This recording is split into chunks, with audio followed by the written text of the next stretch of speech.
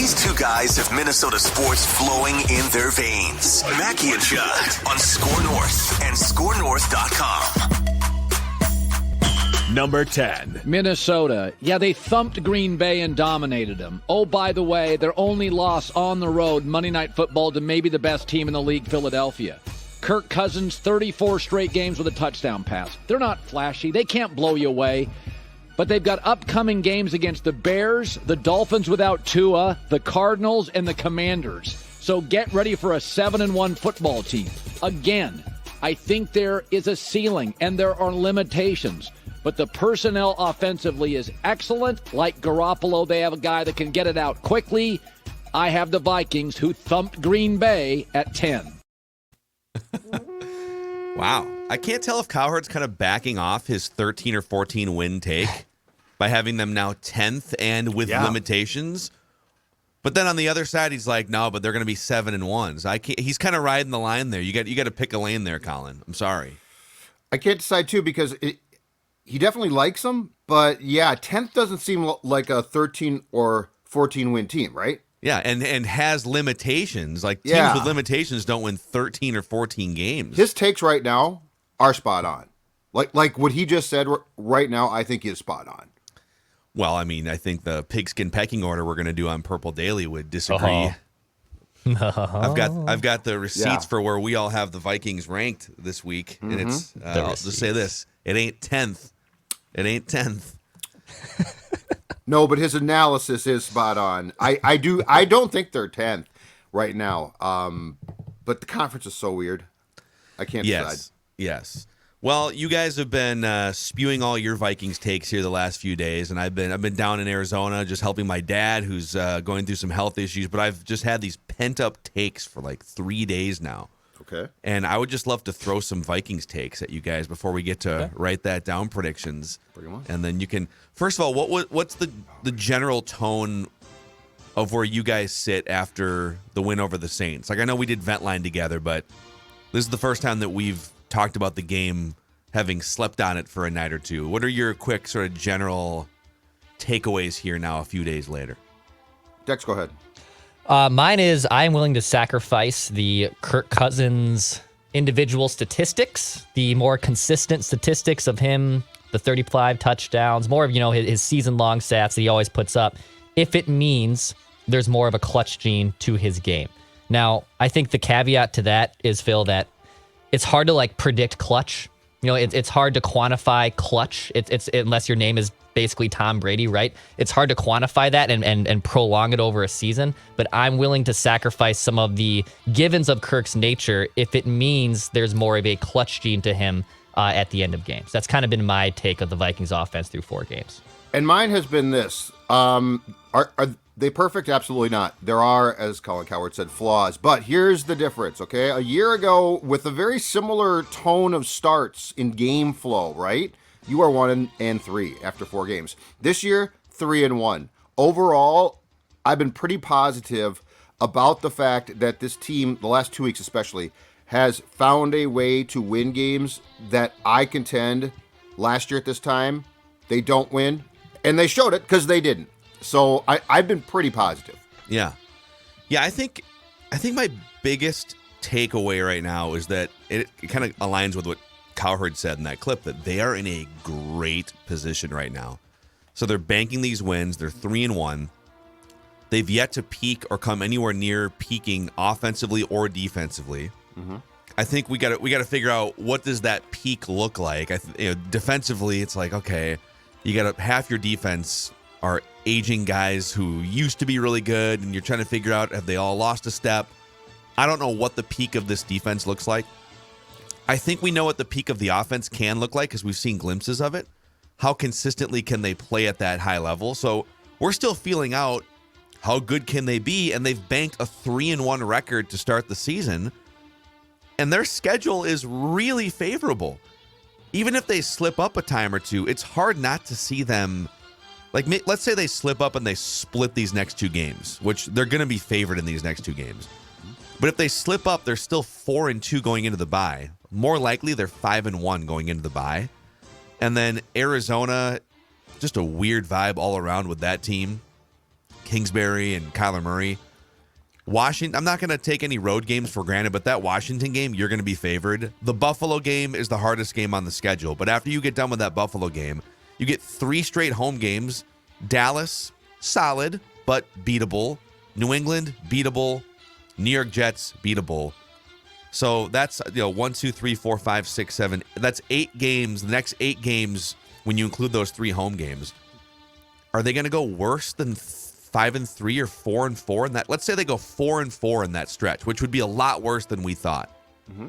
They're a 7-5 team going down the stretch. They're in prime playoff position, even if they stumble. Yes, but they're That's more true. likely to go 5-3 or 6-2 maybe over this stretch of games. So, yeah, like we're kind of the math really starts to work toward 10, 11-ish wins if you just hold serve in these home games even. So in order to maximize that schedule, I think the one thing that we have seen a bit of that's going to have to take place is this. The offense is going to have to take off because it hasn't yet. And there are glimpses, but there's also times of frustration because I would say this. If you were to pump Kevin O'Connell full of truth serum right now and say, how are you and Kirk? Perfect? He'd be like, no. A lot of work Careful. there. It doesn't mean he doesn't like Kirk, but you got to be very careful. Are going to come to your house. No, the Crusaders. No, Kirk has talked about things now. He's opening up. No, he hasn't. Kirk is opening up about his mistakes. It's You're good a to see. It's good to see. But the offense is going to have to ascend, and here's why. And I told Dex this the last 2 days. I have concerns that the defense just might not be that good and can get gouged, and is actually, as guys now start probably to get hurt. And then to your point, Phil, it's an aging as well defense in some places. Yeah. I think it might drop off more. And so I think your offense is going to ultimately have to make up in points what I think your defense is going to start to give up more. My faith in the defense has to do with scheme, but it also has to do with the personnel that you are deploying. And I tend to agree with your assessment. The aging players concern me, and like Hicks has flat out not been that good. PFF continues to put him down at every game at near the bottom of the Vikings rankings. Let's play a quick game of do you trust the PFF grade on this poorly graded defensive player, okay? Cool. So I'll throw some names out here. These are players that are playing at an average to below average level through the first 4 games defensively for the Vikings. And you tell me, do you think they're really below average, or like PFF says, or do you think, hey, don't worry, it's all good. It's only been a month. These guys are going to bounce back, okay? And I'm not going to go with, so there's some part-time guys on here like Ross Blacklock, who's played 34 snaps. I'm just going to give you the guys that have played meaningful snaps, all right? Jordan Hicks is the worst graded Vikings defensive player so far this year. Yes. He racks up a lot of tackles, Yes. but oftentimes he's trailing behind a few yards from where you probably should make the tackle, according to PFF. Do you trust the PFF grade, or hey, or is it don't worry about it? It's gonna straighten itself out. I trust the PFF grade. That concerns me. Declan? He's a replaceable linebacker to me. Yeah. He's just a guy. He gets tackles. That's great. He's racked up a lot of tackles in his career. He's just a guy, though. He leads the Vikings in tackles, which is such a deceiving stat. Where did you make the tackle, right? Right. It's kind of like it doesn't account for how fast you're moving, or how it's like errors in baseball. Well, he only made 12 errors. Well, yeah, but his feet are cemented to the ground, and he has no range. It's well put. There's plays that Byron Buxton would make an error on that other center fielders would come nowhere near even touching, right? So Chandon Sullivan he's the slot cornerback who is the second lowest graded defensive player. I trust the grade there. He is a guy that they were trying to find a veteran to plug in as the slot corner. I don't really trust him, so I trust the grade. Yeah, he's kind of a 1-year guy, right? Yeah, I feel like Hicks is too, don't you? Yes, definitely a 1-year guy. Yeah. Harrison Smith is the third lowest graded Vikings defensive player. This is so juicy. Because we talked about this in the summer and the spring, if I'm not mistaken. This is an aging player who you gave a contract to at a time where I think we all said, really, you're going to do that, huh? I think he will improve, but to be very clear, because of age, I trust the grade again. He's going to be 34 in February. And I think it'll get better, very but old for a football player. I trust the grade. I love Harry. I love Harrison Smith. But times might be catching up to him a little bit. Also, he's going to be asked to do a lot with these cornerbacks not being a great unit either. Yeah, he's someone to probably watch here, and it just stinks that Lewis Singh got hurt because you could have had someone that could maybe supplant him long term. And with that gruesome injury that Singh had, we don't even really know Singh's future with the Vikings right now. Yeah, I think there's a brighter future ahead here for Harrison Smith than being one of the lowest graded players on the team. But we've been sounding the alarm on the age thing for months. You got to be careful with NFL players who are over the age of 30, and he is several years past the age of 30. But I think he's going to get a little better. He's also coming off a concussion. So Cam Bynum is the next lowest Vikings defensive player here, according to PFF. I trust the grade again. Coverage has been his Achilles heel this year. Yep, and I think Cam is a contributor. So I do like Cam Bynum, but I mean he is 2 years ago, I believe, a 6th round pick. That's him. So yes, I completely trust the grade. And to Dex's point too, Singh being hurt is a major blow there, because I had no question that at some point in time Singh was going to replace Bynum. 8 games in, 9 games in, it'll be I'm intrigued now if that grade holds on Bynum, if he keeps the job, or they look to Metellus or something else. Yeah. He has to be your number one cornerback. I mean, they're asking him to be Dancer to be the number one guy. And he played better against the Saints. Granted, it was Andy Dalton playing quarterback, but he played better against the Saints. But you're going to need him to be your lockdown corner. Eric Kendricks is playing at sort of a league average level here, according to PFF. Do you trust the grade? Completely. Again, it's age. Completely trust it. It doesn't mean he's bad, but it does mean our perception, and I know why, of guys like Eric Kendricks and Harrison Smith, right, is, oh my God, those guys have been stars. Those guys have been stalwarts. They've been fantastic for so long, but you age, you get beat up. So yes, in the case of Kendricks, I completely trust that grade. You want him to take a step forward after kind of a down season last year. So if his step forward is back towards mediocrity, okay. But then at the same time, he's probably still going to be a cut candidate next season because he's on the books for being a pretty highly paid player. So good for him to take a step back to mediocrity. But at the same time, you still need more, and you can't pay a player to be average like that. Yeah, I trust this. In fact, if he was kind of a league average linebacker, I would just kind of take that as a win. But the problem is you can't have that and then Jordan Hicks playing at the level that he's playing at, and just like two guys that are stuck in quicksand. When Eric Kendricks has been targeted this season, opposing receivers, or largely tight ends, I'm guessing, are averaging 15 yards per reception, which is among the worst marks on the team. So in terms of the best graded players, Dalvin Tomlinson's been number one. Josh Metellus in limited snaps has been very good. Zadarius Smith, Daniil Hunter, Harrison Phillips, Cam Dantzler, and Patrick Peterson's been fairly solid at cornerback. So yes. Another takeaway, Declan kind of said this earlier, but I love this formula for the Vikings. And the more I've been thinking about the last 2 or 3 days, I keep taking in all of the criticisms and critiques of this team from fans and media, and all of them are valid. But I guess I'm sick of the opposite, which is they start hot with a scripted set of plays, and then the defense kind of figures them out a little bit. But then in the second half, they're unable to counter adjust, which is statistically a thing for the Vikings the last couple of years. Really great first quarter scoring offense, and then everything kind of goes downhill from there. And on defense, just unable to stop opposing teams inside 2 and 4 minutes of each half, right? And you're just kind of praying to the football gods.